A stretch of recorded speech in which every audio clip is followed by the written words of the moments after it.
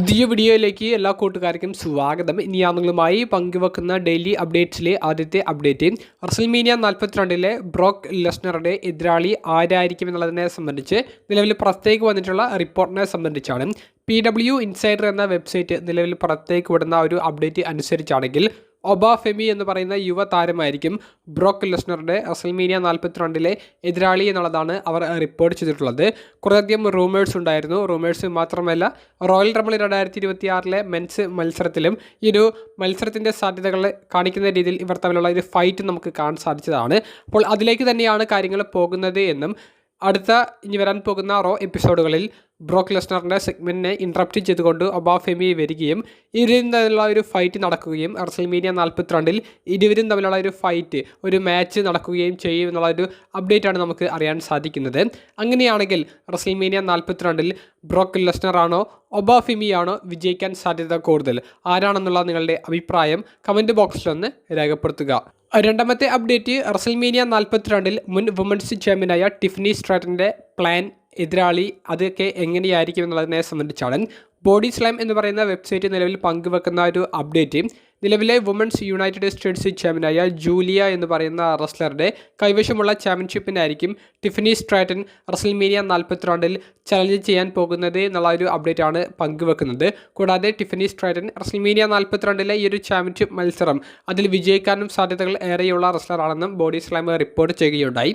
ഇത് മാത്രമല്ല, മുൻ വുമൻസ് ടാഗ് ടീം ചാമ്പ്യനും വുമൻസ് വേൾഡ് ചാമ്പ്യനുമൊക്കെ ആയിരുന്ന ഇയോ സ്കൈ എന്ന് പറയുന്ന റസ്ലറുടെ റസൽമേനിയ 42 ഒരു പദ്ധതിയെ സംബന്ധിച്ചും ബോഡി സ്ലാം ഒരു റിപ്പോർട്ട് പങ്കുവെക്കുന്നുണ്ട്.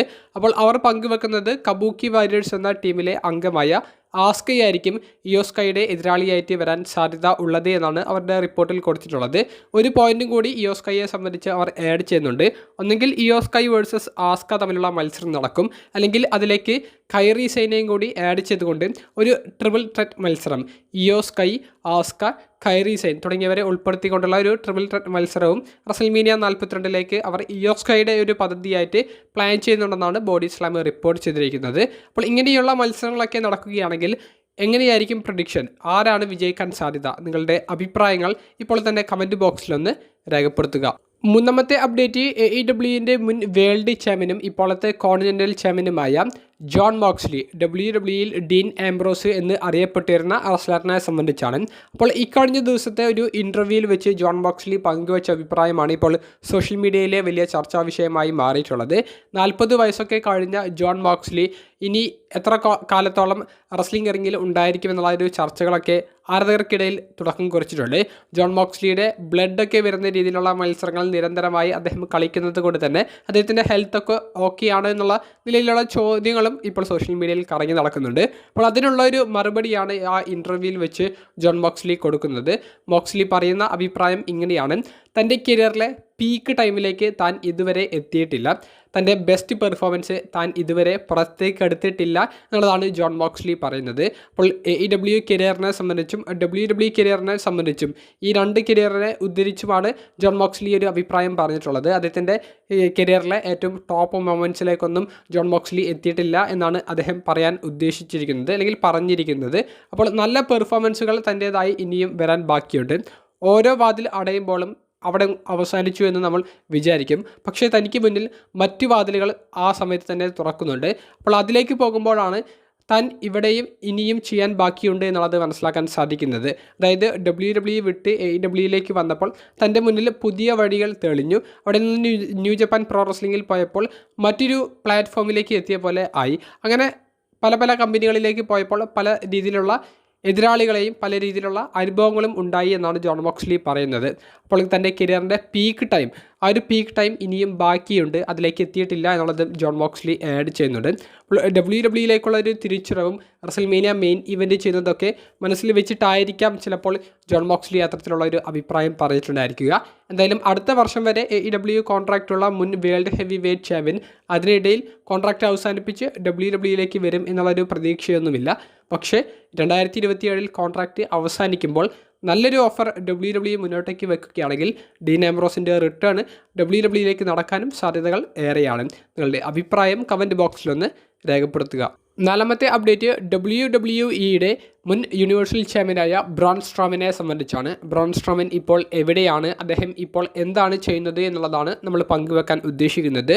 ഒരു മേജർ റെസ്ലിംഗ് കമ്പനിയുമായിട്ടും ബ്രോൺ സ്ട്രോമന് നിലവിലൊരു കോൺട്രാക്റ്റ് ഇല്ല. 2025 മെയ് മാസത്തിലാണ് ബ്രോൺ സ്ട്രോമനെ WWE കോൺട്രാക്റ്റിൽ നിന്ന് റിലീസ് ചെയ്യുന്നത്. അതിനുശേഷം റെസ്ലിംഗ് റിങ്ങിലേക്ക് കയറുന്നതിനോടനുബന്ധിച്ച് അത്ര പോസിറ്റീവായിട്ടല്ല ബ്രോൺ സ്ട്രോമൻ കാര്യങ്ങളെ കാണുന്നത്. അദ്ദേഹത്തിൻ്റെ ആക്ടിംഗ് കരിയർ മുന്നോട്ടേക്ക് കൊണ്ടുപോകാനാണ് ആഗ്രഹിക്കുന്നത്. അതിന് പ്രകാരം USA നെറ്റ്വർക്ക് എന്ന് പറയുന്ന അമേരിക്കയിലെ ഒരു ചാനലിൽ അദ്ദേഹത്തിൻ്റെ ഒരു കുക്കിംഗ് ഷോയൊക്കെ ഉണ്ടായിരുന്നു. അതിലേക്ക് രണ്ടാമത്തെ സീസണിന് വേണ്ടി ഇപ്പോൾ ബ്രോൺ സ്ട്രോമനെ അവർ കോൺട്രാക്റ്റ് പുതുക്കിയിട്ടുണ്ട്. നല്ല റേറ്റിംഗ്സ്, നല്ല വ്യൂവർഷിപ്പ് ആ ഒരു ഷോയ്ക്ക് ഉള്ളത് കൊണ്ട് തന്നെ ഇപ്പോൾ പുറത്തേക്ക് വരുന്ന അപ്ഡേറ്റ് അനുസരിച്ച് പുതിയൊരു ബിസിനസ്സിലേക്ക് ബ്രോൺ സ്ട്രോമൻ കടന്നിട്ടുണ്ട്. അത് മീഡിയ രംഗത്തിലേക്കാണ് അദ്ദേഹം കാലെടുത്ത് വെച്ചിട്ടുള്ളത്. അപ്പോൾ പുതിയ ഷോകളൊക്കെ അദ്ദേഹത്തിൻ്റെ ഈ പ്ലാറ്റ്ഫോമിലൂടെ പുറത്തേക്ക് വിടാനാണ് ബ്രോൺ സ്ട്രോമൻ ഉദ്ദേശിക്കുന്നത്. ബ്രോൺ സ്ട്രോമനെ മാത്രം കോൺസെൻട്രേറ്റ് ചെയ്തിട്ടുള്ള ഷോസ് അല്ല, മറ്റ് സെലിബ്രിറ്റീസിനെയൊക്കെ കൊണ്ടുവന്നുകൊണ്ടുള്ള പോഡ്കാസ്റ്റ്, പിന്നെ എൻ്റർടൈനിങ് ആയിട്ടുള്ള മറ്റ് ഷോകൾ, കോമ്പറ്റീഷൻ ലെവലിലുള്ള ഷോകൾ ഒക്കെ കാണിക്കുന്ന രീതിയിലുള്ള ഒരു ബിസിനസ്, ഒരു മീഡിയ ബിസിനസ്സാണ് ഇപ്പോൾ ബ്രോൺ സ്ട്രോമൻ തുടക്കം കുറിച്ചിട്ടുള്ളത്. അപ്പോൾ വമ്പൻ ഇൻവെസ്റ്റേഴ്സിനെയും ഇപ്പോൾ ബ്രോൺ സ്ട്രോമന് ലഭിച്ചിട്ടുണ്ട്. അപ്പോൾ റെസ്ലിംഗ് കരിയറിനേക്കാൾ കൂടുതൽ ആക്ടിംഗ് കരിയറിലാണ് ബ്രോൺ സ്ട്രോമൻ ശ്രദ്ധ കൊടുത്തിട്ടുള്ളത് എന്നുള്ള ഒരു അപ്ഡേറ്റ് ആണ് പങ്കുവെക്കാനുള്ളത്. ഏറ്റവും അവസാനമായി പങ്കുവെക്കുന്നത് ഡ്രൂ മാക്കിൻടയർ എന്ന് പറയുന്ന മുൻ WWE ചാമ്പ്യനെ സംബന്ധിച്ചാണ്. ഈ കഴിഞ്ഞ സ്മാക്ഡൗൺ എപ്പിസോഡിൽ കോഡി റോഡ്സിന് എതിരെ ടൈറ്റിൽ ഡിഫെൻഡ് ചെയ്ത മെയിൻ ഇവന്റ് മത്സരത്തിൽ ഡ്രൂ മാക്കിൻടയർ പരാജയപ്പെടുന്നതായിട്ടാണ് നമുക്ക് കാണാൻ സാധിച്ചത്. ഡ്രൂ മാക്കിൻടയറിനെ പരാജയപ്പെടുത്തിയതിനോട് അനുബന്ധിച്ച് പല രീതിയിലുള്ള അഭിപ്രായങ്ങൾ പുറത്തേക്ക് വരുന്നുണ്ട്. ഡ്രൂ കമ്പനി വിട്ട് പോകണം, ഡ്രൂ കമ്പനി വിടാൻ പോകുകയാണ് എന്നുള്ള ചർച്ചകൾ നിലവിൽ സോഷ്യൽ മീഡിയയിൽ നടക്കുന്നുണ്ട്.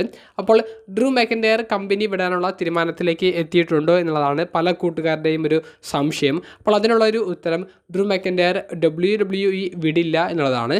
അദ്ദേഹത്തിന് വലിയ കോൺട്രാക്റ്റാണ് കൊടുത്തിട്ടുള്ളത്, അദ്ദേഹത്തിന് വലിയ സാലറി കൊടുക്കുന്നുണ്ട്. അപ്പോൾ അദ്ദേഹം എന്തായാലും കമ്പനി വിടാൻ നിലവിൽ എന്തായാലും ഉദ്ദേശിക്കുന്നുണ്ടായിരിക്കില്ല. കൂടാതെ ഈ കഴിഞ്ഞ ദിവസം സ്മാക്ഡൗൺ എപ്പിസോഡൊക്കെ കഴിഞ്ഞതിന് ശേഷം ഹോൾ ഓഫ് ഫെയിമറും കമൻറ്റേറ്ററുമായ ബൂക്കർ ടി അദ്ദേഹത്തിൻ്റെ ഒരു പോഡ്കാസ്റ്റിൽ പറഞ്ഞ അഭിപ്രായം ഇങ്ങനെയാണ്: ഡ്രൂ മാക്കിൻടയർ കിടിലമായിട്ട് അദ്ദേഹത്തിന് കൊടുത്ത റോള് അത് കൃത്യമായിട്ട് ചെയ്തു, നല്ല പെർഫോമൻസ് കാഴ്ചവെച്ചു. എപ്പോഴും ഡ്രൂ മാക്കിൻടയറിൻ്റെ ഭാഗത്തു നിന്ന് നമുക്കത് കാണാൻ സാധിക്കാറുണ്ട്. അതുതന്നെയാണ് നമുക്കിവിടെ കാണാൻ സാധിച്ചത്. തൻ്റെ ടോപ്പ് 5 മോസ്റ്റ് ഇഷ്ടപ്പെട്ട റെസ്ലർമാരിൽ ഒരാളാണ് ഡ്രൂ മാക്കിൻടയർ എന്നുള്ളത് ബൂക്കർ ടി ഡ്രൂവിനെ സംബന്ധിച്ച് പറയുന്നുണ്ട്. താൻ ഒരിക്കലും ഡ്രൂവിനെ വെറുക്കില്ല, അദ്ദേഹത്തിൻ്റെ കഥാപാത്രമല്ല അദ്ദേഹത്തെ വിലയിരുത്താൻ നമ്മൾ എടുക്കേണ്ട പോയിന്റ്, അദ്ദേഹം ഇടുന്ന എഫേർട്ടാണ് നമ്മൾ കാണേണ്ടത് എന്നുള്ളതും ബൂക്കർ ടി പറയുകയുണ്ടായി. കൂടാതെ ബൂക്കർ ടി പറയുന്നത് റെസ്ൽമേനിയ പോലെയുള്ള ഒരു ബിഗസ്റ്റ് സ്റ്റേജിൽ ഒരു ചാമ്പ്യനായിട്ടോ അല്ലെങ്കിൽ ഒരു ചലഞ്ചറായിട്ടോ പോയിട്ട് ആ ചാമ്പ്യൻഷിപ്പുമായിട്ട് ആ സ്റ്റേജ് വിട്ട് ഇറങ്ങുക എന്നുള്ളതാണ് എല്ലാവരുടെയും ഒരു സ്വപ്നം. ഡ്രൂ മാക്കിൻടയറിൻ്റെ അതിൻ്റെ ആദ്യ സ്റ്റെപ്പിലേക്ക് വരെ എത്തിയതാണ്. പക്ഷേ ഡ്രൂ മാക്കിൻടയറിനെ ചാമ്പ്യനായിട്ടോ അല്ലെങ്കിൽ ചലഞ്ചറായിട്ടോ റെസ്ൽമേനിയയിലേക്ക് പോകാൻ സാധിക്കാത്തൊരു സിറ്റുവേഷനാണ് ഇപ്പോഴത്തേത് എന്നുള്ളത്. എന്തായാലും ഡ്രൂ മാക്കിൻടയർ അതിനെയൊക്കെ തരണം ചെയ്ത് അദ്ദേഹത്തിന് ഇപ്പോൾ നഷ്ടപ്പെട്ട ഒരു മൊമെൻറ്റ്, ഒരു ചാമ്പ്യൻഷിപ്പ് ഡിഫെൻഡ് ചെയ്യാൻ വേണ്ടി റെസ്ൽമേനിയയിലേക്ക് പോകാൻ സാധിക്കുന്ന രീതിയിലുള്ള ഒരു മൊമെൻറ്റ് അതുടനെ ഡ്രൂ മാക്കിൻടയറിൻ്റെ കയ്യിലേക്ക് തന്നെ വരും എന്നുള്ളതും, അതിന് നല്ല കഴിവുള്ള റെസ്ലറാണ് ഡ്രൂ മാക്കിൻടയർ എന്നുള്ളതും ബൂക്കർ ടി കൂട്ടിച്ചേർക്കുകയുണ്ടായി. ഓരോ റെസ്ലിംഗ് ആരാധകനും ഡ്രൂ മാക്കിൻടയറിനെ സംബന്ധിച്ച് സോഷ്യൽ മീഡിയയിലാണെങ്കിലും മനസ്സിലാണെങ്കിലും പറയുന്ന അതേ പോയിന്റ് തന്നെയാണ് ഹോൾ ഓഫ് ഫെയിമറും എക്കാലത്തെയും മികച്ച താരങ്ങളിൽ ഒരാളായ ബൂക്കർ ടിയും പങ്കുവെക്കാൻ ഉദ്ദേശിക്കുന്നത്. ഡ്രൂ മാക്കിൻടയർ എന്ന് പറയുന്ന റെസ്ലറിനെ പരാജയപ്പെടുത്തിയതിനോടുള്ള നിങ്ങളുടെ പ്രതികരണം എന്താണെന്നുള്ളത് അത് കമൻറ്റ് ബോക്സിലൊന്ന് രേഖപ്പെടുത്തുക. അപ്പോൾ അടുത്തൊരു വീഡിയോയുമായി കാണുന്നത് വരെ ബൈ.